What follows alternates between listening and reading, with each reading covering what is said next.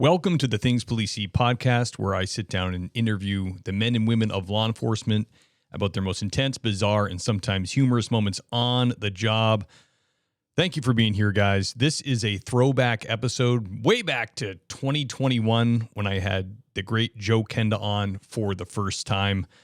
It was a total shock to me to have him on. Discovery Channel just reached out randomly, and he had something going on. I think he had a new book, and he was doing the podcast circuit, I guess, and they wanted to know if I had any interest. And I was, of course, like, yes, of course, that'd be amazing. So he came on, and I have to say about Joe, he is the nicest, kindest, most gracious guest you could ever imagine. In the beginning, while communicating with like agents and stuff from Discovery, I didn't have access to him. I couldn't really talk to him. I was kind of just talking to his handlers. He doesn't do social media. He doesn't book his own events, anything like that. He has people that do that stuff for him. So, but when I finally got to Joe, he gave me his like personal cell phone number, his email, said reach out anytime I want. And I've texted him before. He doesn't have any social media. So like when he gets inevitably gets a bunch of really positive comments about one of the episodes he did of Things Police See, I'll send him the comments. He's always appreciative. You know, he's just such a nice and humble guy. And I don't know if he said it on this episode or if he said it off air, but he said the most amazing thing about doing Homicide Hunter and getting to be so well known is like he's been in airports like around the world, and people will just come up with a big smile and want to meet him. And he just is really appreciative of that. And he's just a great guy. It was a really fun interview. I think I sound too excited for my own liking. I kind of previewed it a little bit. I touched up the audio because back then I didn't have quite the same quality recording equipment I have now. So I went back, touched up the audio, tried to bring the levels up so it's a better listen. And I had to listen to myself while doing that. And it's, I don't know if you've ever edited an interview you've done or had to listen to your voice on recording. It's annoying. And I don't know, for me, it's just like every time I say something, I'm like, shut up. That was stupid. So I don't think it will annoy you, but it's kind of annoying to have to edit your own voice and listen. And I just sound like so excited because I was so excited to have him on, probably a little bit nervous because it was such a big deal. And the episode did deliver. I mean, it got tens and thousands of listens. So I had a little scheduling snafu. I have some more coming, but I had a little week gap here. So I thought it would be fun to relaunch the episode that was probably my most popular episode of the show and let you guys listen to it. I cut out like the 5 minutes of dumb intro stuff I did, and it pretty much just gets right to the podcast as you listen to 3 minutes of dumb intro I'm doing right now. But guys, I really do appreciate all the support you've given me. I appreciate everybody from Sergeant Steve coming over and checking out the podcast. I really do love doing it. There's plenty more coming up, just a little bit of a gap this week. So I hope you enjoy it. I hope you enjoy it, and I'll catch you guys on the next one. He did 23 years with the Colorado Springs Police Department. I don't know if you know Colorado Springs. It's a lot bigger than I thought. It's well over 400,000 people. It's almost the size of Boston. So it's a big metropolitan area. Him and his team solved 356 of 387 murders that came across their desk, which is just a really, really great batting average. And he's actually now hosting American Detective on Discovery Plus. So he's not stopping. He's not slowing down. He's got a book coming out. He's got a book called Killer Triggers. And of course, his book that came out in 2017 was I Will Find You. So without further ado, let me bring on the guest, Joe Kenda. How are you? Sir, I am good. How are you? I'm well, thanks. Great to have you on the show. It's very nice to be here. Thanks for the introduction. Thanks for having me. Of course. Now, I have to warn you, Lieutenant Kenda, Mr. Kenda, I feel like I have to call you some kind of title. I'll call you Joe. This is new to me, the video portion. We have a really large podcast following, which is the meat and potatoes of everything that we do here. But the video is a new thing that we're doing, and I think it adds a nice aspect to it. I have people that only listen on YouTube, and they say, they like it when we have a guest on and then I throw up some visuals and they can go back and check. So I apologize in advance for any kind of you're a pro, I'm an amateur. So if anything pops up, I'm sorry. That's all right. No worries. All right, great. So you did 23 years, Colorado Springs. Now, obviously when you get into police work, you're not thinking, geez, I can't wait to roll this into like a Hollywood career. Like this isn't in the front of your mind. I mean, you'd be out of your mind if you thought that. And I certainly, it never crossed my mind for a second. And even after it started, I still thought I was dreaming that this even happened. It's remarkable. It really, truly is remarkable. It is proof, my boy, that even a blind pig finds an acorn once in a while. That's great. So how does it come about? How does it happen besides having a great police career and getting noticed? How did this go down? Well, I was always on the press because I was the murder guy. Everybody wanted to talk to me. There's no division of labor in Colorado Springs. We had one homicide unit. So if you're murdered, you get me.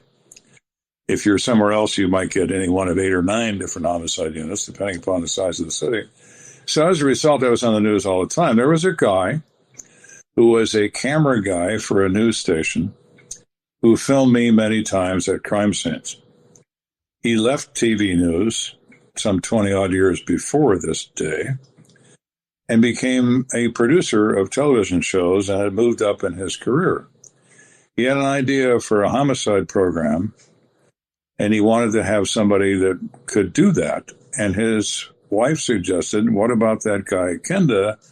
You always said he spoke well on camera. So he called me up, and I was retired. And he said, I'd like to talk to you. And so we talked. And I told my wife, this isn't going to happen. No, you should try. You should go. So I went to Denver, and we went to a location where he had a cinematographer and him. And I said, what do you want to do? He said, I want to put you on film. Okay. What do you want to talk about? And he looked at me and he said, tell me about murder. I said, all right. So I did.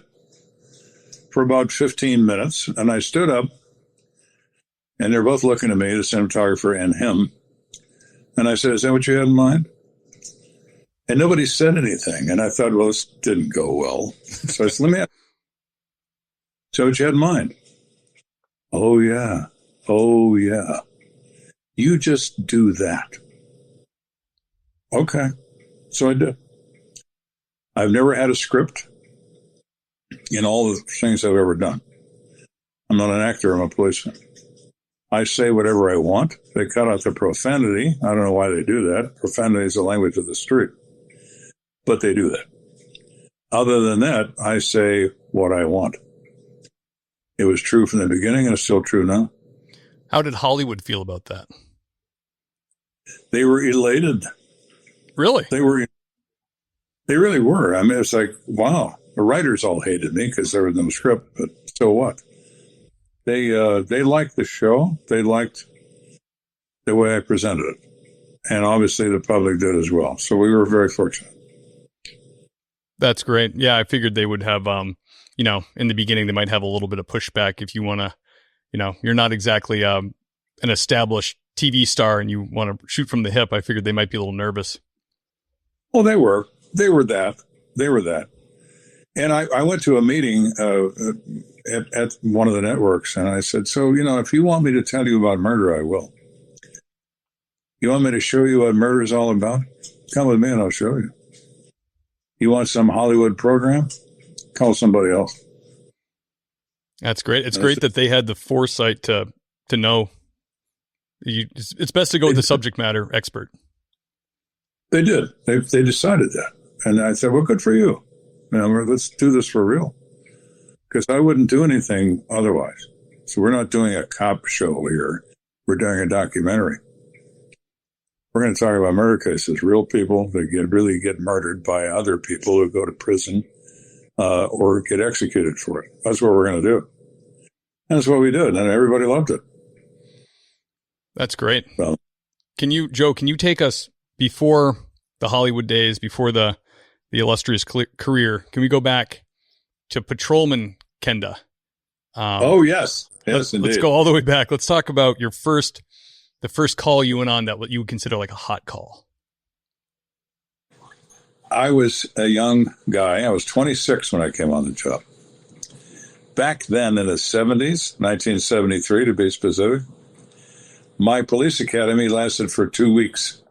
Whoa. Okay. Then they put you with a senior officer. No such thing as a field training program, none of that. Right. They put you with a senior officer. You rode with him for a couple of weeks. If he decided you were all right, they give you keys to your own car. And you're now a one-man unit. I love it. It's great. So here I am, driving around a city in which I'm completely lost. I have a road map book on my leg at all times because I don't know where east and west is in this town. Sure. I'm now a policeman, by God, and I've got a gun and a pocket full of bullets. And we're going to enforce the law, whatever that is. I'm not too sure yet, but I'll figure it out. That's kind of how it was. And the first call I went to, when I was making a decision if I was really wanted to do this, was a young Hispanic female who had shot herself in a third-floor apartment and had been dead for 4 days. Ooh. And as I walked up the staircase, another cop is up at the top of the stairs, and I stopped suddenly. And he said, "What's the matter, Kenda? It smells something bad." And it was like, oh, my God. And I walked in and looked at this body, and the blood is black, as you know, and on and on. And I got home that night. I couldn't eat. I couldn't sleep. I couldn't do anything. And I thought, have you done the right thing here? Is this really what you want to do? And the next day when I got back in that police car, it's like getting back in a hearse. You look at that microphone hanging on that console, and you say, am I going to pick it up? Yeah, I picked it up. For item 21 is in service. And off we went. I love it. But I have a similar experience, Joe, when I was a younger patrolman and I went to my first like freshly dead person. This was like someone I knew because I was working for an agency where I grew up. And he's just lying there, eyes open. There's he was tending bar, dropped dead. The girl from the kitchen came out. She was impishly, futilely doing what she thought was CPR. And he's just got that face. You know, I just bought a sandwich from him an hour ago. And I remember just getting through that and helping rescue when they showed up. And I had the same feeling. I just felt it was nauseating to me. And it was way more stressful than I thought. I was like, why is this bothering me so much? And then same thing. You do come to a point where you have to make a decision where you're like, I'm just going to power through this. It's good for young cops to hear that because it's normal, and what we see isn't normal. Your body has to acclimate, kind of, you know. Of course it does, and you have to go through that the hard way. There's no other way. Yeah. And when I walked out of the police station the first morning to go with a senior officer, another officer pulled up in his car by the back door, where everybody came out to get to the cars. He looked at me, he stuck his head out the window, and he looked at my name tag. He said, "How do you say that?" And I said, "You mean my name?" "Yeah." I said, "It's Kenda." "Well, Kenda, welcome to the greatest show on earth." He put the car in gear and drove off. That was prophetic, although I didn't know it at the time. Yeah, I bet. Joe, I gotta ask you. Being, similar line of work, I'm a police officer, although I'm just in patrol. But we're the first responders for a lot of stuff, hairy stuff, and I still don't like the blood and guts. I still have to keep my head about it. And there's no way you've not accumulated all this. It looks like fun and games when you watch the show. It's like, oh, this is great. What a mystery. It's a puzzle, and he's badge and gun, and he's figuring it out. But really, you're living that life. You're seeing this stuff. Almost 400 murders logged in your brain. That has to trigger trauma. The worst experience about that, after many years of doing it, is I was in my office minding my own business, and one of the district attorneys called and said, "Hey, can you come to court and testify to the process of a medical legal autopsy?" Well, get one of the coroners to do it. Well, they're all in court. Well, they're not all in court. They don't want to pay the expert witness fee because they're all doctors. Right. They have the $500 an hour to come to court. So he said, in Colorado, if you know more and can demonstrate you know more than the average layperson about a subject, the judge will declare you an expert witness. You know, you're a drywall guy or whatever it is. So the DA said, call the morgue, find out how many autopsies you've been to, and we'll use that number and get you qualified. You just do the spiel on how it works, and you're out. All right. So I called the morgue. There's this bubbly girl that used to work at the morgue. She's just the happiest person in the world. She works at the morgue, for God's sake. She answers the phone. Andy, can I help you? You know? And I said, yeah. She said, oh, it's Kenda. They know my voice. Oh, hi, Kenda. How are you? I said, can you tell me how many autopsies I've attended? Because you're a legal witness to an autopsy. These are not only murders, but questionable deaths and that sort of thing. Right. I would go to I want to see what happened here. Yeah, just a minute. I hear the keystroke, and she says 528. I almost dropped the phone. I knew it was locked. I had no idea it was that many. I was almost sorry I asked her. I bet. Yeah. You got to see it. You got to see the whole shebang right there. Correct. The totality of what you've seen. That's what they call coroners canoe makers, right? Because they make you into a canoe. Oh, oh man. Can you tell us about the most strange or bizarre thing that you dealt with? Sure, because it was so weird. We couldn't figure it out. We didn't know not only what, but who for some period of time. Fire department responds to a report of an explosion and fire in a residential neighborhood. They call the police because they discover human remains. Patrol gets there, and this is an explosion, and this human remains is a pile of goo. So they homicide. Did somebody wire this building? A guy opens the door and fa-boom? Who knows? So we show up, and here is 170 pounds of hamburger in the entrance door of a garage with an apartment over the garage, and the door is open. Or went off right there. There is nothing recognizable about this person as to whether they're a man, a woman, race, no idea. The only thing intact are their shoes. And I look at one of my detectives, I think it's a guy looking at these boots, but we didn't know. So you're thinking, okay, booby trap, what is this? Accidental? What explosive is involved? We call a bomb squad. They show up, they say, wait, this is military, man. We can tell you by the odor. Now, Fort Carson, Colorado is in Colorado, well, not in Colorado Springs, but it's adjoining the city. It's the home of the 4th Infantry Division. They got a lot of things that go bang at Fort Carson. There's thousands of soldiers, thousands of civilians. It's huge.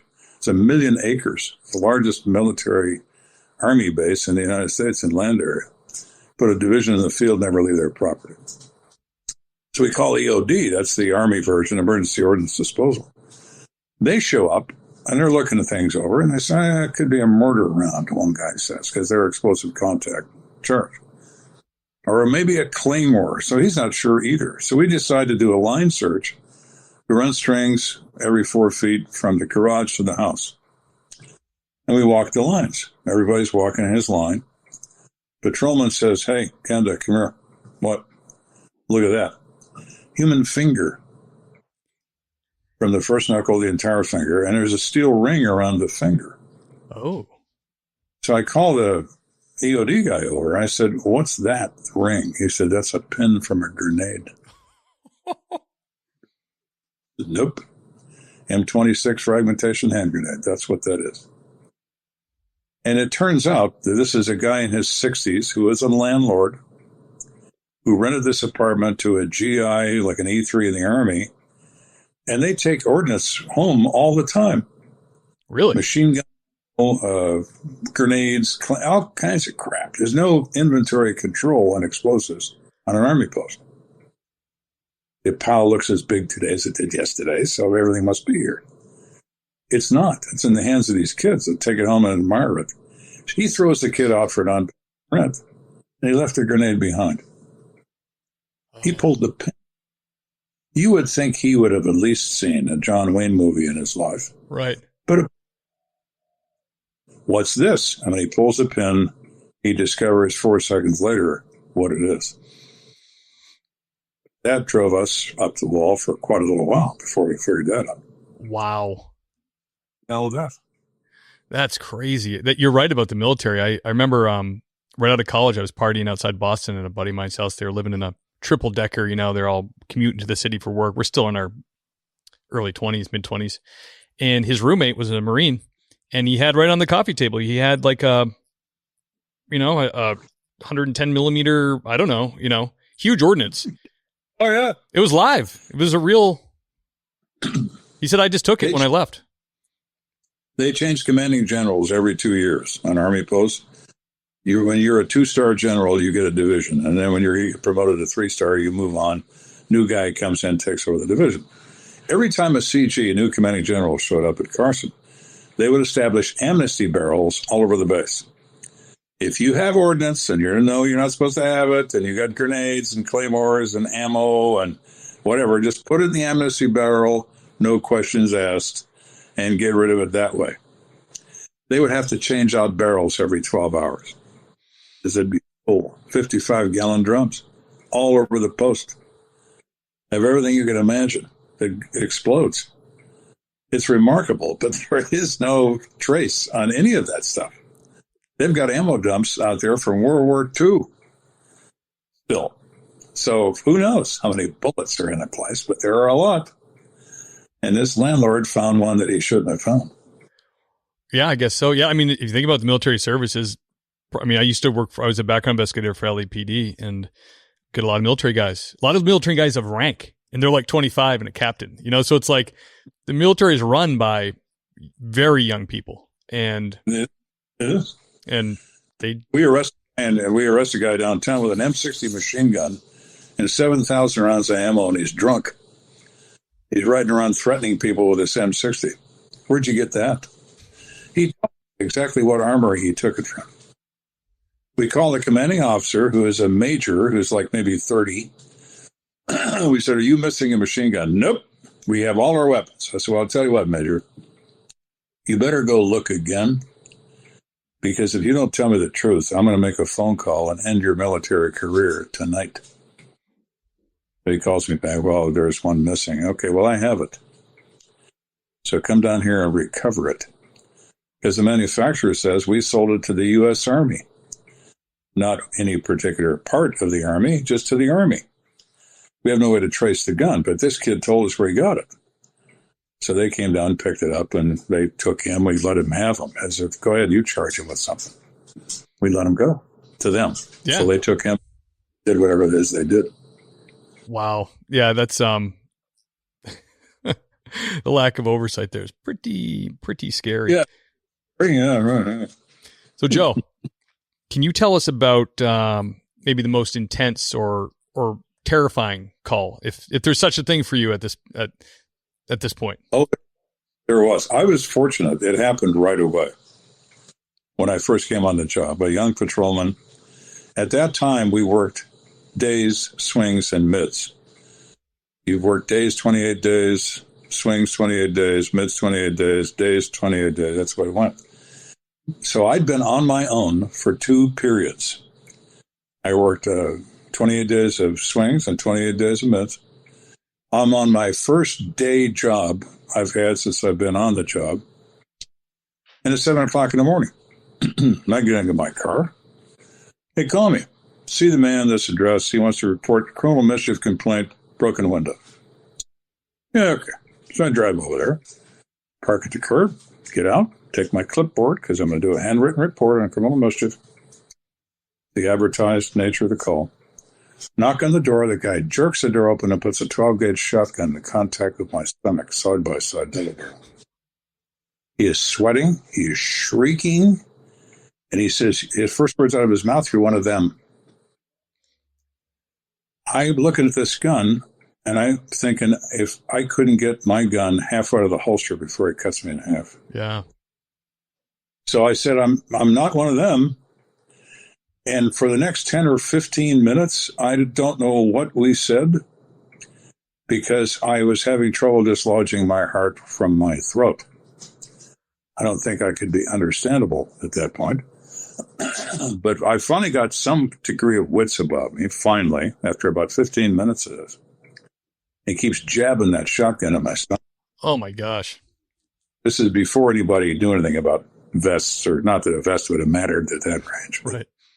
I didn't have a vest. I had a shirt and another shirt. That was it. And finally, I looked at him and I said, who were them? The aliens that break my windows. That would have been nice to know before I came here. Breaking his window. I said, where are they? Well, they're in the backyard. I said, well, let's go get the bastards. Yeah, that's what we should do. I said, look, all I've got is this handgun. Do you have more guns in the house? Oh, yeah, I got more guns. Well, give me the shotgun. So I've got something better than this handgun. And you get another gun, and we'll go get them. Great, he says, and he hands me the shotgun. Phew. Turned to go in the house, and I threw the gun behind me. I tackled him and handcuffed him and dragged him out to the cruiser, threw him in a bubble in the back, and he's banging his head against the cage, screaming he's going to kill everybody. And I am shaking so bad I can't drive the car. I can't drive the car. I'm literally shaking uncontrollably, like I'm freezing to death. And I grabbed the microphone and asked for a supervisor. I didn't know what else to do. I can't move. And this guy's still banging away on the cage. Sergeant shows, he can't do it. And he just stopped. He looked at me, and he looked at this guy, and he said, what happened? And I told him. He said, Jesus. I said, yeah. And he said, what'd you do with the shotgun? I said, I threw it behind me. You got a good arm. What do you say then? Well, it's in the street. I didn't know that. I thought I just threw it right behind me. I was so scared. You get that metal taste in your mouth, you can hear your heartbeat, and you think, you're going to die right here. I got a wife and 2 little babies who's going to raise them. I mean, all that shit goes through your head. It does. Yeah. You have been had. He's got that shotgun in your stomach. There's nothing you can do. Hope to run your mouth and get him to talk, because at least if he's talking, he's not shooting. But I took me hours to calm down. So I go home. This is the best part of the story. I go home. My son is 3 years old. He has a battery-powered machine gun. I walk in the front door in uniform, and the kid pulls the trigger in this thing and says, you're dead, Daddy, you're dead. Oh, my gosh. Slid down the door. And my wife says, go to your room. She knew what? She knew it was bad. What happened? Oh, you don't want to know what happened. Yeah, it was incredible. It was incredible. Wow. Now, a lot of that, but that was the worst thing that ever happened, and I was fortunate that happened right away. But that was a story that went around the PD rather quickly, and then I got a reputation as a shit magnet, and if bad things were going to happen, it's going to happen to me or anybody who's, and they were kind of right. So that happened a lot. That was the worst. Wow, that sounds like it would feel like a lifetime. 10 or 15 minutes. Yeah. Yes. And I don't think I could duplicate, if I thought about it, how badly I was shaking. I don't think I could. It was incredible. I mean, I couldn't put the car in gear. I couldn't turn the key. I couldn't get my hand to go where the ignition switch was. It was incredible. It was and it was all the adrenaline and everything else that was happening. But I was absolutely convinced I was going to die. Yeah. Wow. I know. I mean, had the old adrenaline jumps before briefly, and your big muscles get jumpy and your heart's in your throat. You're like, all right, you got to use the radio now. Don't sound like, flustered. You kind of like a woman. Exactly. Yeah. I know. But it was like, it was all I could do to pick up the mic. Whew, he's lucky you didn't tear his arms off when you cuffed him. Oh, I wanted to so bad, but you don't think about that. You want this to stop. Yeah, and it stopped. Yeah, Joe, we found the shotgun next to both the guy's arms in the street there. Yeah. I was surprised I threw it that far. I really thought I just put it behind me. And I threw it all the way out to the curb, which is a standard city lot. Yeah, it's 100 feet to the curb. It's in the street. Wow. But that's fear. It's the fear that does it. Mm. Joe, can you tell us about positive, or dare I say heartwarming call that you went on? And it's also funny, but it's just interesting. This is, again, early on in my career. We get a blizzard. I mean, a genuine blizzard. It snows sideways for 3 days. 10, 12-foot drifts. The city's locked up. The governor calls the president and gets him to suspend the Posse Comitatus Act so we can use active duty military to answer calls for service. With, at the time, an M60A1 main battle tank and armored personnel carriers. They put a police officer like me in one of these vehicles with an Army crew and would respond to emergency calls only. Well, the helicopters couldn't fly for any medical emergency because the wind is 80 knots and blinding snow. So we're it. The tanks and our personnel, which I discovered will go absolutely anywhere. They don't care how many feet of snow there is. And I'm in a battle tank, M60A1 with an Army crew. We're going to go get a woman who's having a baby, her first baby, and she's having problems, and the ambulance can't get there, the helicopter can't fly. So it's us. So we drive to this house in this tank. Just who some woman wants to show up, a cop with a bunch of soldiers. We're here for your baby. Sure, here comes the Army. We're going to, by God, we're going to save you. We get out of the tank and we heroically wade through the snow to the front door. We heroically explain what we're doing. We heroically I pick up this woman. We heroically wade back through the snow, and she won't fit in the tank because she's pregnant. She won't go through the hatch. There's no way we can get her in the tank. So now we have to heroically go back through the snow into the house. And I said, I guess we're having a baby. And the husband says, do you want hot water? No, they say that in the movies. That's got nothing to do with this. No worries. Okay, so I delivered my first baby. I delivered several more in my career, but I delivered that kid. And he was just fine, and everything was fine. We would have been having babies for millions of years. Sure. So we were laughing about this, and it's like, yeah, she was laughing and so on. And that was kind of the end of it. So fast forward 20 years. I'm the commander of major crimes. I have 2 secretaries whose only job is to keep people away from me. Short name, Kenda, 5 letters. Every night in the newspaper and on press, Kenda said this, Kenda said that. Kenda said, I thought it was an Arab, Kenda Said, S-A-I-D. It always said Kenda said at the end of every sentence. So everybody in the city knew that name. So everybody wants to see Kenda. They don't want to see anybody else. They want to talk. They come to the police operations center. They want to talk to Kenda because they know he's a policeman. So I had these 2 girls that just keep everybody out here unless there's some of them involving a murder case that we're involved in. So my girl comes in. She said, I'm sorry, Lieutenant. There's a woman out here who will not leave. She's got a kid with her. And she says she has to see you, and there's just no way around this. And I've tried everything. I said, all right, have her come in. Wait 2 minutes, call my intercom line, and then I'll tell her it's some emergency, and I'll throw her up. She said, you don't remember him, do you? I said, no, ma'am, I'm afraid I don't. You brought him into the world. Who's that kid? Wow. One I delivered out of the tank. He was in college. She said, I thought you should meet him. She said, it's a story in our family about the tank. I said, I guess it was, And it was just such a warm moment. And I thought, I didn't want him to leave. So she calls me on the intercom, and in the specified 2 minutes. I said, never mind. And I didn't want them to go anywhere. I said, it was just a pleasant thing. And you don't get many pleasant things when you're the commander of major crimes in your office. And I wanted to sit there all afternoon and talk to that kid and to that woman. It was a nice thing. It's so cool. I mean, so many things you do as a police officer through your career is like the biggest thing in that person's maybe decade. And to you, it's just, you're on to the next thing. You're on to the next thing. You don't have time to even think about it. You know, my call when I was a sergeant in homicide, I was 1 X-ray 10.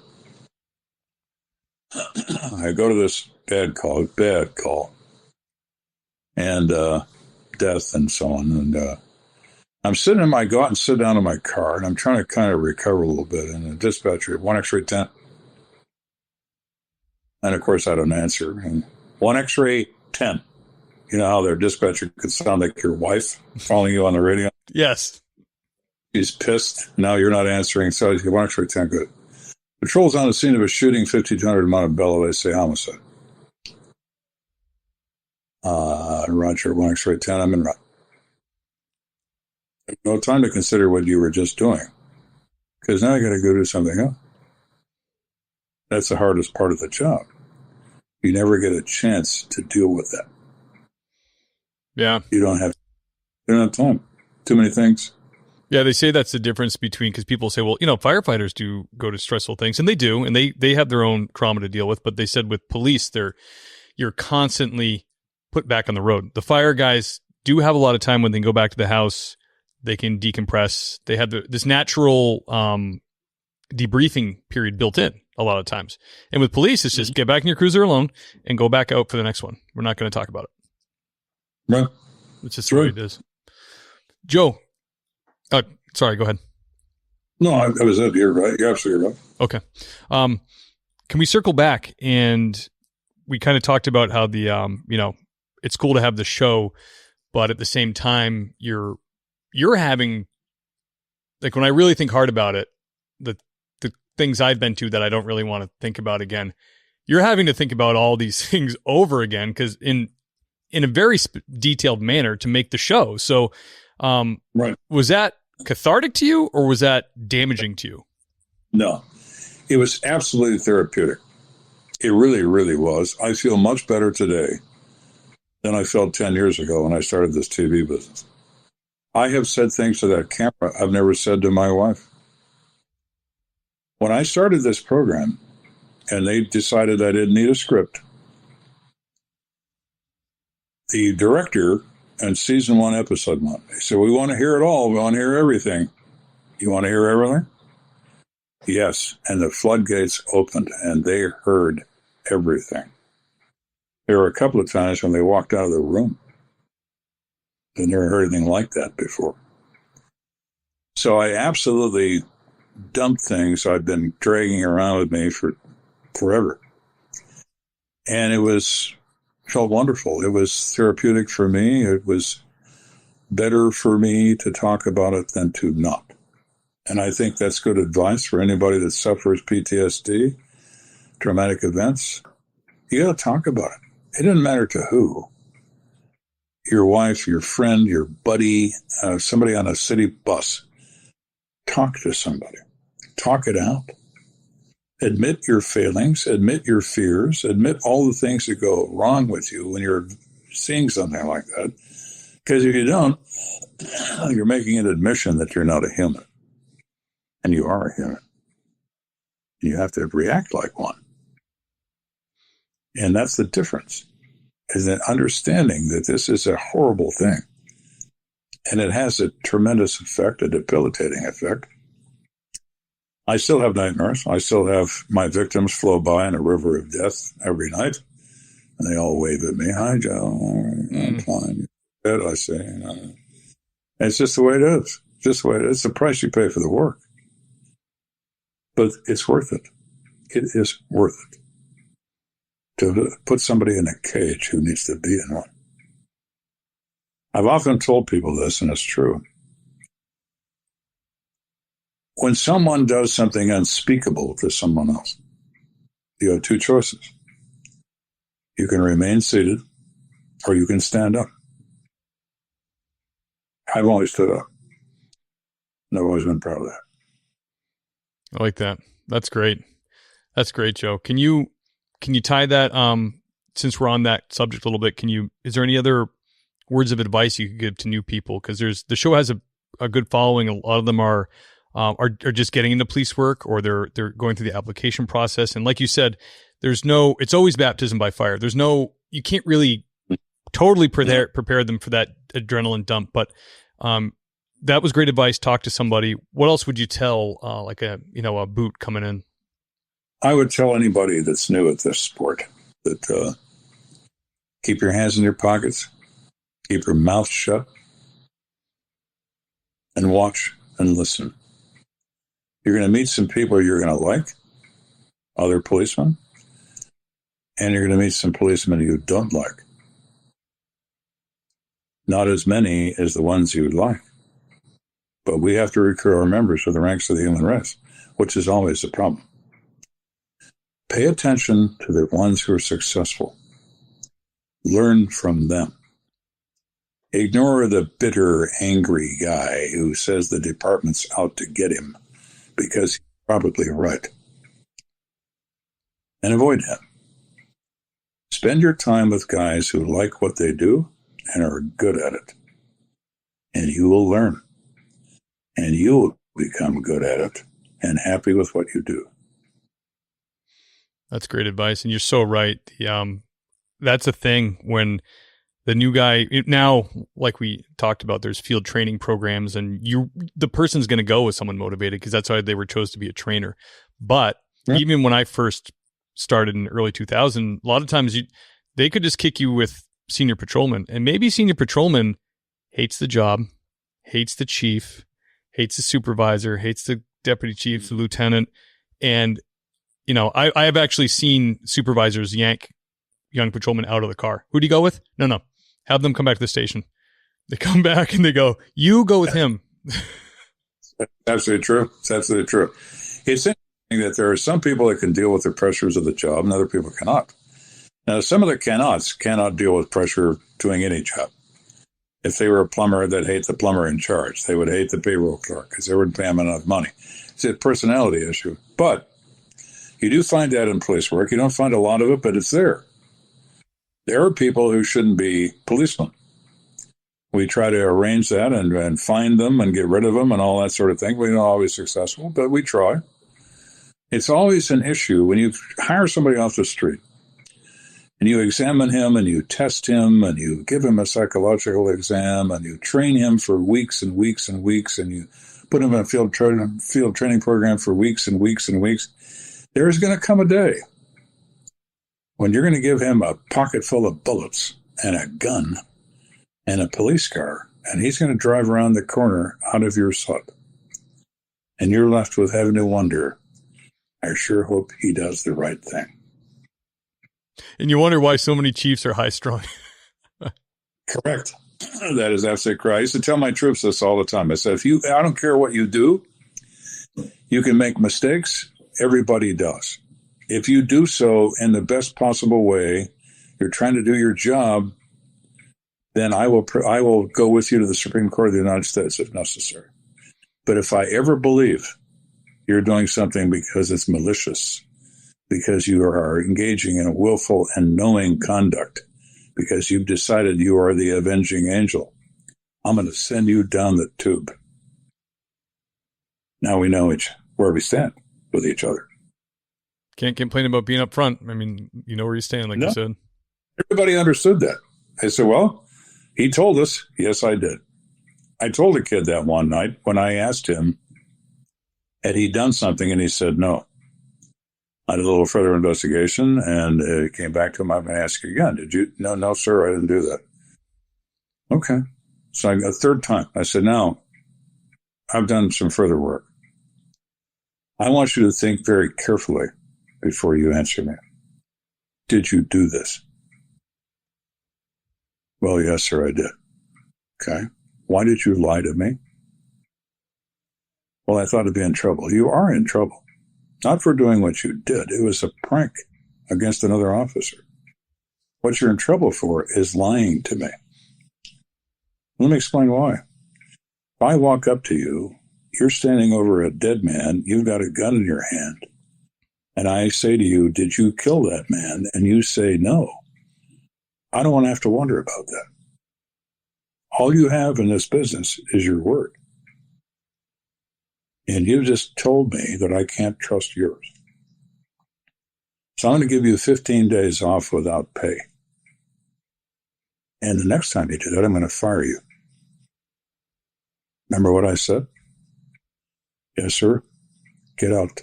Leave your badge and gun on my desk. Ooh. What it is? Yeah. Hey, that's going to change behavior. That kind of discipline. Well, hopefully the kid's got a heart, you know. He did. He turned out fine. He learned his lesson. It was an expensive lesson. 15 days, money.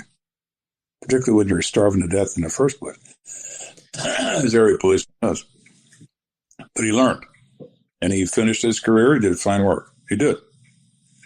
A funny story about being new guys and so on. When I made lieutenant, they make you transfer for a few months out of your command. It's a policy. So I became a watch commander in a division for 8 months before I went back to homicide. So I'm in this division, and I've never been in one of these places before, except to maybe use the phone or the bathroom or whatever. So I thought, well, I better walk around in here and see what's in here, because I'm supposed to be in charge. So I'm walking around. I find an armory, holding cells, all kinds of neat stuff. And I'm going by the men's locker room, and there's 2 kids, brand new ones, and they're changing clothes, putting on a uniform. And one says I overhear this, and one says to the other, who's the new commander? Well, it's that guy, Kenda. And the other one says, the murder guy? He says, yeah, that guy. I said, that guy's a monster. And I stuck my head around the lockers, and I said, hey, fellas, the monster will see you in lineup in 5 minutes. And I walked out. They stayed away from me for 6 months. They were terrified. I thought it was so funny. I almost laughed at him every time I saw him, but I didn't. But it was just so funny because it was. And why did they think you were a monster? Because you were just so prolific at murder investigations? I have no idea. I never did find out. I never asked either. But, I don't know. That's what they thought. There's the rumor mill, right? Yeah. No, supervisors and command staff never get a fair shake. They never will. It's just as soon, even if you're the best one ever, as soon as you leave the room, there's got to be something, Yeah, absolutely. There you go. That's absolutely right. Absolutely. So you enforce the rules. You have policies and procedures, and you follow. And I used to tell guys that. I'd say, you see these 2 books I gave you, the policies of the police department, 3-inch binder, procedure manual, 3-inch binder. You know why they're 3 inches wide each? And they have so many pages? Because you need to know the content of every page. Step outside those lines, and I will hammer you flat. Here's your books. Have a nice day. Well, it is. Yeah. Yeah, it's funny. It just brings back memories of being in roll call and then get briefed, and then you're just with other patrolmen, and then someone starts defending. Well, or they say they're talking about a new procedure for evidence or whatever. Well, it's not new, and someone will defend the supervisor. Well, it's actually not new. We're actually supposed to do it that way, and everybody goes, shut up. They don't want to hear it. Exactly. Yeah, of course. Oh, that's too funny. Joe, can you tell us about your favorite or maybe most exciting, high profile case that you did, murder? We had a case that was it was interesting because of the players. Normally, you don't find college graduates getting involved in first-degree murder plots. They tend not to do that. Right. When one of them is an Olympic athlete and was on the Olympic rowing team in 1984, these are not the people that are supposed to behave like this. Wow. A woman, the Olympic rowing person, goes to a gymnasium because her husband's in the Army and he's kind of married to the Army, and she's lonely and she's got 2 little kids, and she goes to the gym because she's an athlete. And she meets a guy who is a former college quarterback, football player, made it all the way to the last cut with the Dallas Cowboys before they cut him. He's also in the gym because he, of course, is an athlete. He is married with a wife and 3 children. They have an affair. The husband of this other woman tells this new girlfriend that maybe they could kill his wife and have $400,000 in life insurance and live happily ever after. Yikes. And they planned this for 8 months. Their plan is to carry it out as if it's a street robbery gone bad. And it's a very complicated story. It'd take a long time to tell you, but I unraveled it in 3 days. Their 8-month plan. And both went away forever. Excellent. And one came up for parole. And I went to the parole hearing. The woman came up for parole. And I walked by her. She was sitting at the table. I said, "How are you?" She gives me this death stare. And I said, prison hasn't been kind, has it? Step over this. So the parole board says, "Is there anyone here who'd like to make a statement before we make a ruling?" I said, "Yeah, I would." "And you are?" "I'm the arresting officer from 20 years ago."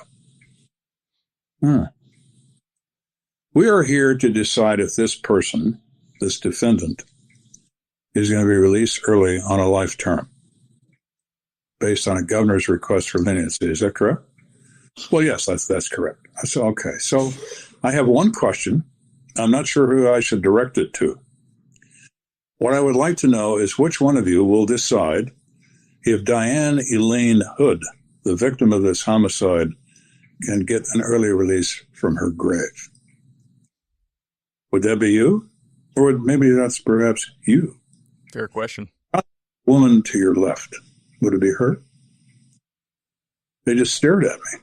Then they said, "Motion for dismissal and for release denied."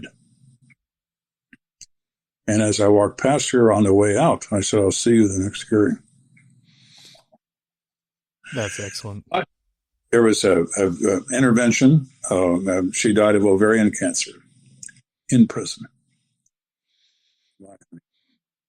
So you don't have to donate any more of your time going to that. That's, what you did? You just, it doesn't happen a lot nowadays, but you checked everybody's conscience. I do. You made them check in. Here you go. It's not complicated. They were like, "Oh." It isn't. To me, the world is black and white. Everybody else is 243 shades of gray.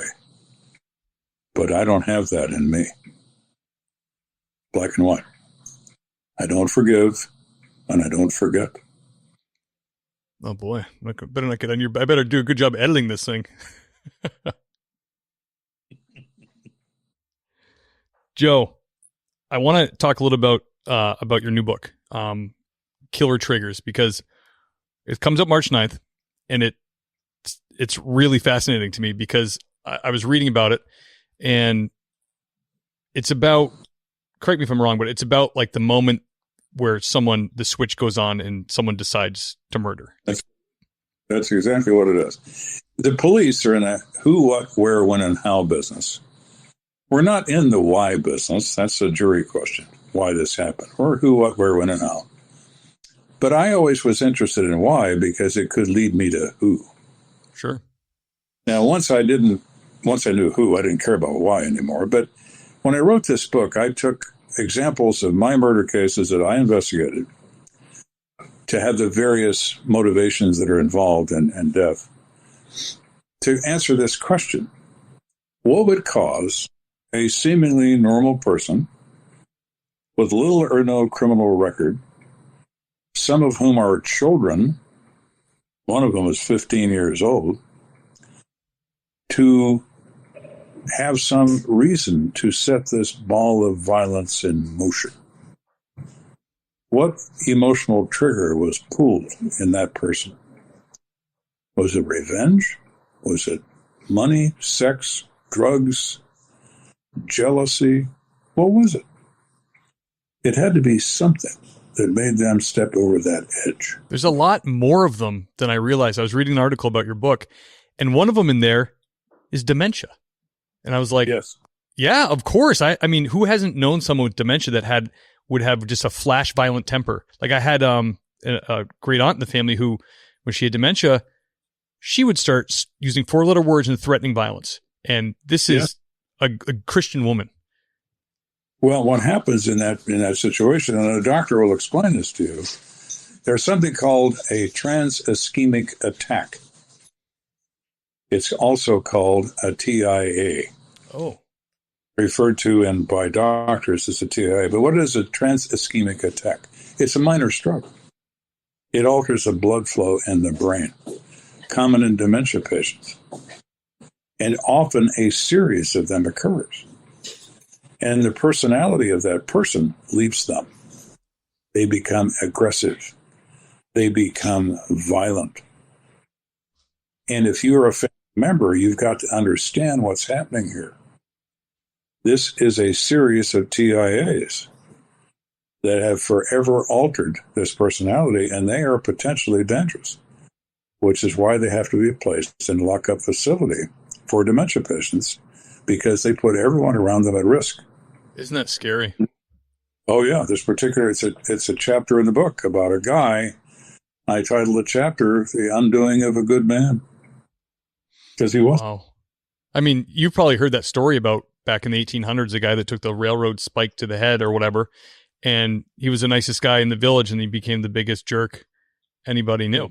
And he died the biggest a-hole in the village because it altered his chemistry or brain or whatever. Well, this wonderful man who was a retired school teacher and everyone's friend, a dedicated parent, murdered everybody he knew. Oh my goodness, you're kidding me. No. And he would make death lists and leave them around the house. And his wife, they lived alone. They're in their 70s. They lived alone. She would find these lists. She was confined to a wheelchair. She has MS. And the first lists were kill the president, kill the governor, kill the mayor, public officials. Then the next list began to be family members. That's way scarier because the other one seems like dementia, like an unattainable thing. Unattainable thing. But when we were talking about your daughter and your 7-year-old grandson and your wife of 55 years and your son-in-law, well, then that's different, isn't it? Wow. To her minister, dog barking, sorry about that. No problem. To her minister and said what was happening. And the minister, who's an idiot, says, well, it's just a phase. And what drew you to that conclusion, minister? Since you have no training in psychiatry or in medicine, it's not a phase. And we wind up responding to this place, and everybody's dead. He put that 7-year-old kid in a headlock and shot him with a .357 Magnum. Oh my! Wow. It's so sad. But like the Council on Aging, where I used to work, we'd sometimes get calls there, and I don't know what's happening. I'm not like a doctor or anything like that, but there was people in their mid-60s at adult daycare who had dementia.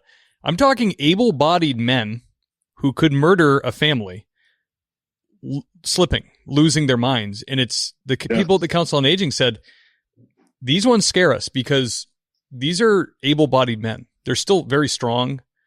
It's not like they're in a wheelchair or they're decrepit. These are men that have lost their minds. That's correct. And this guy was an example.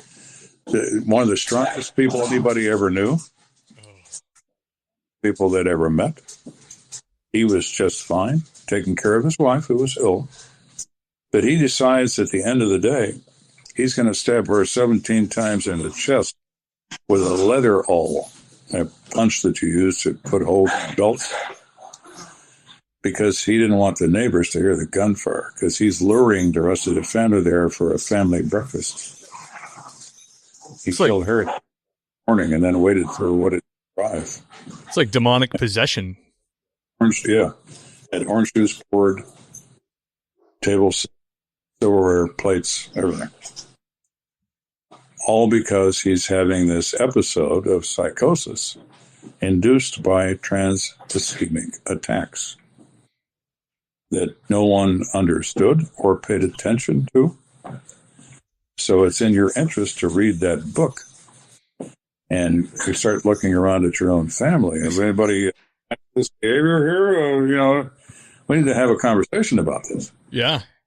See that. And this guy was a saint until the last few days of his life. Damn. Yeah, my wife's uncle had a TIA. Totally recovered, totally fine. You know, he was lucky. He didn't lose much oxygen to his brain or anything. And but there, like you said, it sounds like he can have a series of them and not even know. But meanwhile, it's alternating the landscape of your mind. That is correct, and that's the real issue. And there was evidence of that in the autopsy, because he killed himself as well, of course. That there was a series of TIAs. They could see the damage in the brain. Holy cow. But, you know, a little bit here, a little bit there, a little bit here. And all of a sudden, it's way more than a little bit. Yeah, adds up. I don't have much to lose. I think I'd have one and I'd be in the nut house. Woo. Yeah, it's like, wow. You know, yeah. So those things are in that book, and it's written from the perspective of somebody who was there. That's amazing. Just heard about it. So, graphic on the screen right now. The book's dropping March 9th. Is that correct? That's correct. Mm-hmm. And where can we pick this bad boy up? Anywhere books are sold, Barnes & Noble, Books A Million, Amazon. I recorded the audio version of the book. It's available in ebook, hardback, audio, you name it, it's available. That's awesome. I think I'll do the audio. It's audio books are like the new best friend to the cop on the beat. Oh, that's absolutely true. But I did that, and I read it myself, which takes a long time, believe it or not. But it worked out well. And I read the first book as well. And the result of that was that it made number 11 there for some of us, the audio version. That's great. Now, what was important is Ruth Bader Ginsburg was number 12. So much. Excellent. The hey, you know, I can see why they wanted you to read it. You have a great voice and great delivery. So, you know, I know you're a busy guy, but podcasting can be lucrative and you can do it on your own. No middleman. I know. That's something. I've been on a few. I've been on the Nerdist with Chris Hardwick and some others as well. That you know, Small Town Dicks and a few others that operate that system. But as far as doing one myself, I haven't really given that much thought. I mean, I have no intention of retiring. What am I going to do when I retire? Look out the window? I don't think so. Right. Life, I'm going to continue to work. So we'll see. Maybe that'll be the next thing. I don't know. I think you'd like it. I know you'd like it. Especially because with what you already have going on, you'll have an endless list of homicide detectives. You could talk about cases knowledgeably with them. And I tell you got one fan, at least I would, people would be on board for that. Absolutely. And yeah, the Small Town Dicks guys, I was going to have one of them on and then we lost touch, but that's a pretty big podcast. Oh yeah. Yeah. That's really become on to the front. You know, the podcasting is, people enjoy it because it's real people. It's not invention. I think people have grown tired of fiction because it's almost predictable anymore. There's only so many stories you can tell. And the result is that they're looking for something that's more real that they can identify with. And these people that I deal with are just people, everyday people like live in your neighborhood. They get themselves involved in these incredible circumstances. And so the listener or the viewer could identify and say, well, I know a guy like that, or I live next door to a woman like that, or whatever. Because it's true. Absolutely. Yeah, people are people can see through the facade and the fake stuff. I mean, when those reality shows came out and then they started being scripted so obviously, people were like betrayed by it. They're like, we don't want to watch like a scripted real world MTV or whatever. No. This is documentary stuff, what I do, you know.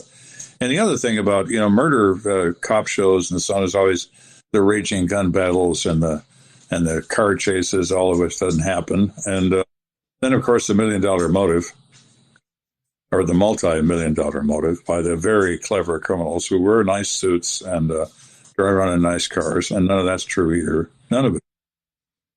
I've had homicides over whose turn it was to put 2 quarters in a pool table. That's the reality of murder. What is the number one motive? Of all drugs or all issues associated with it, 65% of all homicides in this country are related to narcotics. the sale of narcotics, the failure to pay for them, confusion over who's owed money, as many of these people get high on their own supply and they get confused about who didn't pay and they shoot the wrong guy.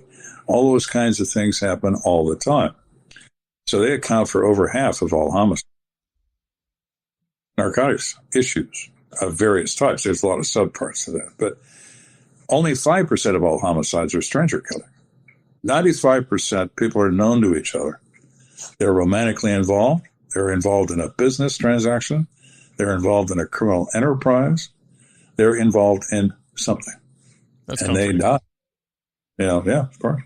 That's better. Yeah, I've interviewed some people. I think it was Pomona cop, and they had this like horrific. I might be misremembering all the details, but I know they had a horrific drive-by, and it was so scary because it was just a random act of violence where they just shot a bunch of people in their yards, and it was like, usually the police can come on the news and go, "This was not random. This was targeted. These are drug dealers." You know, it was infighting.